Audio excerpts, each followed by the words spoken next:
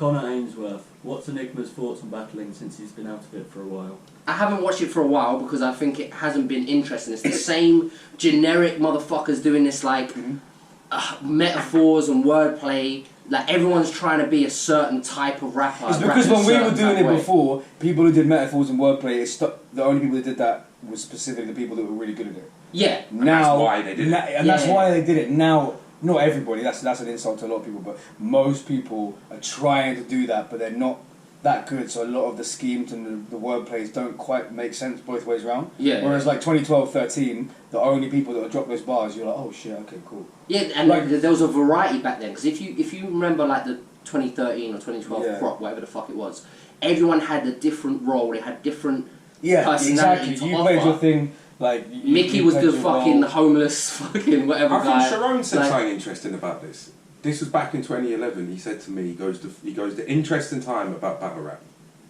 He goes, at this moment in time, it's only existed for 3 years in this written format, right? From 2008 to now. He goes, everyone at the moment is literally a pioneer because it hasn't existed long enough for us to be copying what already exists. Like, do you know what I mean? You have to be coming with original ideas. And I just feel like, I don't know, there's not many ideas left that haven't. So is there anybody you've seen in the last couple of years you like that you hadn't seen before? Magic Mike. That I hadn't seen before? Yeah, or is there literally nobody? I haven't seen enough to know if there's anybody. So like that Canal guy, I think he's quite funny because he doesn't seem to be doing what everyone else is doing. Like I saw a battle with him the other day. He's talking about like, oh, I fucked a koala and threw him off the waterfall, whatever. So I was like, cool, it's his own thing. The Real Ready, why has fell out with Kruger and Bagnall? Oh shit, this is what we're all here for. The people involved in this situation were way too intent on blowing it up because they saw that what they thought the bigger picture would be, which would be, we can blow this up, gun to death, get him out of the scene, and then we can take this shit over and steer it where we want to steer it. And just like I posted online the other day, that isn't what's happened. And even at the time, I knew that wasn't what was going to happen. Like, I knew they felt that, but it's not what happened. Like, I went out of the scene for a couple months, 14 different leagues started, all using the fiddler's elbow, all doing the same shit I was doing. Going to Concrete, same venues I use. Main events, same battlers I use. Same kind of graphics. Same font. Same fonts. Say that whatever that font's called that everyone knows is the battle rap font. Same cameramen for multiple leagues. Same cameramen. Same audio. So their point was, okay, so Earth's falling out with Kruger and Bagnall. We should now use this to our advantage. But their attempts at using it to their advantage failed miserably, and now we're left where we are. I think for a long time as well, it was, if you associate with in any way or don't flop, you're against Kruger or Bagnall or any. Or and they tried that narrative a lot. They tried to sell that narrative a hell of a lot. But people, there's some people. So for me, and probably even with you, I'm cool with Bagnall, I'm cool with you, I'm cool with Kruger, I'm cool with both sides. And I think there was a time where if I tweeted you, people were like, why are you tweeting him? It's the enemy or whatever. Well, that's one of the reasons me and you never fell out, but one of the reasons we made up, the people don't know, is because I was getting messages from different people going, you know, Mickey's online, sticking up for you like a motherfucker. Because I knew you were saying, basically, I hated when all of you loved him, and now all of you lot jumping on the bandwagon with no reason, I'm going to back him. But it also did make me feel like not bad, but like, it made me just feel like, do you know one thing that was doing my head in was just like people who would like shitted all over me and defended you to the death. Suddenly just switch round and then come up to me like, oh hey, guess what? I'm on your side now. It's like, no, you're fucking not, mate. Like, and when I needed you, no one wanted to know. So don't fucking come to me now like, oh, guess what? See what you're saying about Rowan? Yeah, all right, fuck you, bro. Like, do you know what I mean? You was absolutely on his side 110%. You loved him. And now you're just doing the same thing to him, what you've all done to me. You're picking a side, and you don't even have a place in the argument. Like, do you know what I mean? Yeah, and that's why they get the fucking public posts and shit. I get from Kruger and Bagnall, the people that are involved in it, they put it out public. But like some guy who's tenuously like connected to it does a whole like long That's what it was to me. It was the paragraph. tenuous connections. I was like, hold on. You were like the sound man at Don't Fuck Bristol 2011. What's your opinion, bro? Like some man, I saw bare little posts like, oh, there was even one I saw, and it was like, I asked for a photo and it even said at an event, and the way he told me to wait was so rude, and I was like, you've literally answered your own question. Yeah. Like you asked me in the corridor in an event as I was probably trying to get like Luna and O'Shea to the stage or something. Do you know what I mean? And you're concerned and confused that I said, yo man, give me 10 minutes, we'll chat up. Do you know what I mean? Yeah, Like, I don't know why aren't the battlers messaging you? Exactly. That's what messaging me. Obviously, I'll message him and. I was about to say that's what you did. I'm sorry, I cut you off. But that was literally the next thing I was going to say was that the day the blog dropped, the next day I hadn't spoken to you in months, and you text me and you text me something like, "You're always going to be a prick, but here's some advice if you want to listen to it because I like you." And I was like, and I remember being like, why is that not everybody's approach? Why is it not everybody's approach to say, yo, I agree with some shit Liam's saying, I agree with some shit that you're saying, but let's meet somewhere in the middle, and the main point is going to be, I'm going to stay the fuck out of it. Because now, this is what a lot of people have said to me now, they're like, yo, you know that a lot of people now were definitely ones, they might not have been talking shit, but they were co-signing a lot of shit being said. And I'm like, do you know what, for my own mental well-being, I'd rather not have a list of names of people that were kind of on their side, but now they're not. I'd rather be like, do you know what, you've got to live with the embarrassment of taking somebody else's side in an argument that had fuck all to do with you. So I don't really want a list of names. I could get a list of names in fucking 5 minutes if I wanted, because people have said, look, certain people you're working with now, we're talking mad shit, and I'm just like, I don't want to know. I don't want to be that depressed and live in the fucking past. Like I said, and going back to the question, it was as simple as that. It was just like, I made, you know, I've never hidden that at all from anybody. I made issues, you know, some wrong decisions with money, definitely. Like, it wasn't like, I'm not going to speak about other people's business, but all I'm going to say is, like, it will come out one day, like, some of the other money shit that has gone down in battle rap outside of this country, that's all I'm going to say. Like, again, it's a lot of battle rappers around the world know about this, but it's not public knowledge, but, like, it's so crazy that, like, my situation got blown up, and it was over pittance. It was over a little bit of money that got misspent, blah, blah, blah, blah, over a period of like 18 months. Tiny piece of money. And it's like, they had been plotting on me for so long. And this goes past Liam and Freddie. This is the whole X-team had been plotting on me. It was a proper smile in your face, shake your hand, kiss you, hug you, you know what I mean, bitch behind your back situation. What it is, maybe, is that you guys didn't have that outlet to be able to say that to each other. Because you know, like, if you're in a relationship, and you just let so much shit slide for so long, and then one day you just snap. I fucking hate the way you eat your food. And it's like, I've been eating my food like this for 5 years. Do you know what? It all comes down to the first time something happens. How you deal with it. Yeah. If you call someone out straight away, you set a precedent of like, I'm just going to call them out every time. It's the same as just relationship, business, whatever it is. Yeah. If you let things slide the first time, then you're playing catch up then. And once you've established that sort of, I do things and I get away with it, it's hard to break that cycle if you're the one who feels that you're the one being like, or if you are the one taking liberties. Once you know you can take liberties with someone, if I know I can borrow £50 off you and you're not going to ask for it back, I'm not going to turn around to you and say, oh, there's that 50 quid.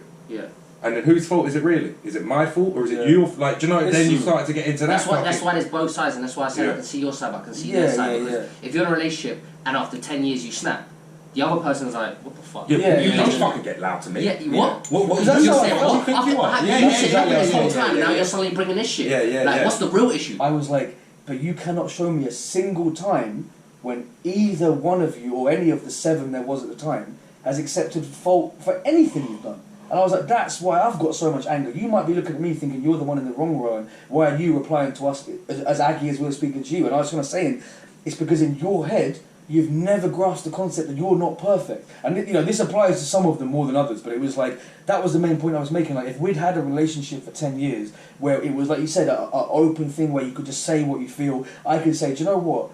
You are a dickhead for what you've just done. However, that doesn't take away from anything you've achieved. And the same to me. You can't, you can't say to me one day, I love you, you're one of the most interesting people I know, you do a great job of hosting, you do all this stuff, which is all stuff they tell me multiple times. You can't say that one day, but then when it suits you, say, oh, the only thing ever was late to events, bad with money, treated people badly, blah, blah, blah, blah, blah. You have to have some kind of balance. You're focusing on 3-4 pages of terrible things I've done without ever acknowledging 20 fucking 30 books worth of shit that I've done that's got us to where we are now. Do you know what I mean? Right. So, and it just all people needed to be like was be like how you were, and just say, this isn't my business at all. I'm going to remain cool with them, but I'm always going to be cool with you too until you do something to me or they do something to me that means I can't talk to either of you. You know what I mean? Yeah.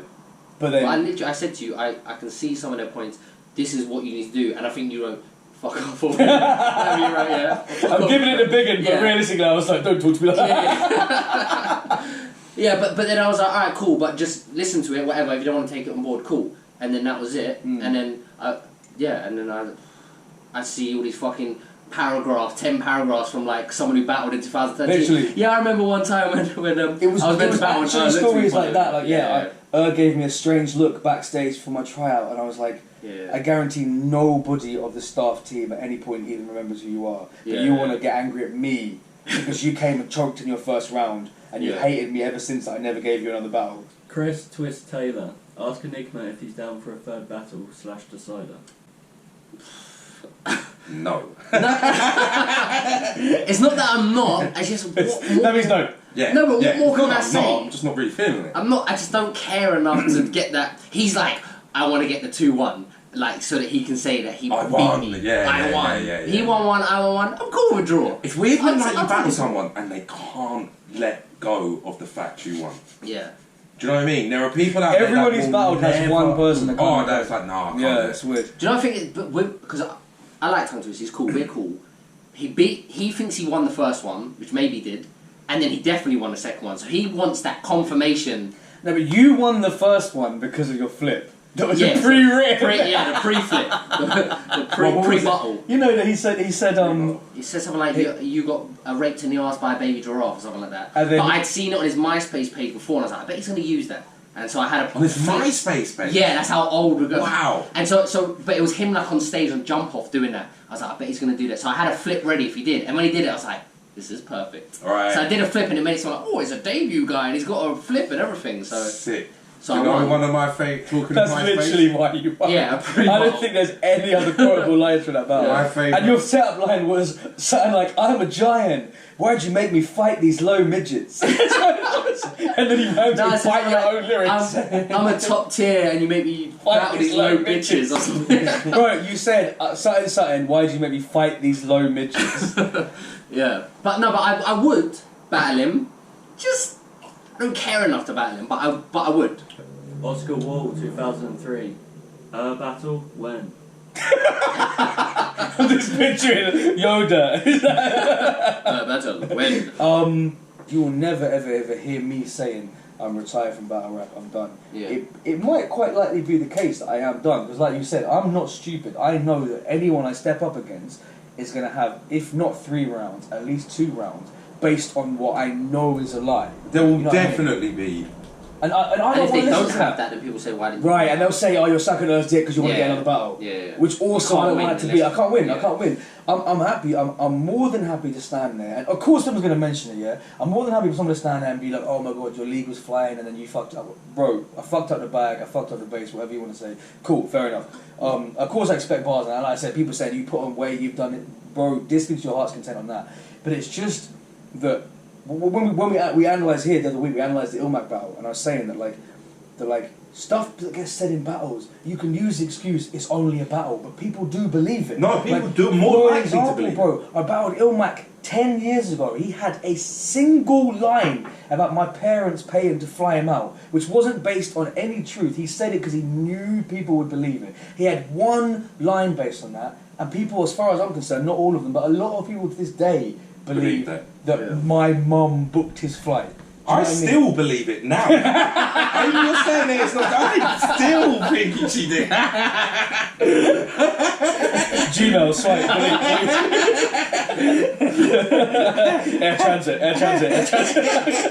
I'm thinking it's true now. But that's what I'm saying, bro. People believe this shit. So like even this is what we say when we analysed the battle. I was saying like, bro, I made sure Freddie cut in a clip of me shaking my head. Because I was like, I want at least some chance of people believe me this isn't true. So like, I don't want to step in a battle now, and it's 3 rounds. It's not about who's better on a beat, who's better at rapping, any of this shit. It's literally just 3 rounds of people talking about stuff they know is easy to make stupid people believe. Trenchard James, out of the new crop, who would Enigma battle?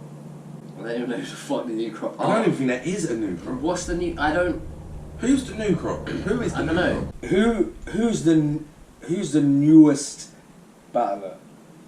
That I know. of. Even if they're 5 years old, though, who's the newest battler that you actually think is any good or bad? Because that was the question. I think That made an impression on you. Yeah, exactly. Yeah. I like Bobby Rex. I think I could probably battle him. He's what, last 3 years or so? Yeah. That's fair 3, enough. 4, Yeah. Yeah. So, him. Is that the Yeah. last question? Oh, great. I missed out, like, there was you two battle each other. Oh, right. And what We have battled each other. Yeah, Yeah. it was saying do it again by memory, but I thought I had to remember. I wouldn't be able to Yeah, remember yeah. anything. I know the Moss Preacher mixed with a shopkeeper, That's quite good. and that's about it. I can't really remember because I had that whole long scheme that everyone was just like, "Why is this guy still rapping?" And it didn't have a punchline. You said something about I literally can't remember. He worthless. you did have some part about you ruined Jefferson Price's life. Mike. Oh, Do you remember yeah, he called me Jefferson Price at checkpoint and And then there was a thing where I said ain't about. You must have them cornballs all the time. Well, I'm glad that I did it to Jefferson Price. George. Oh yeah.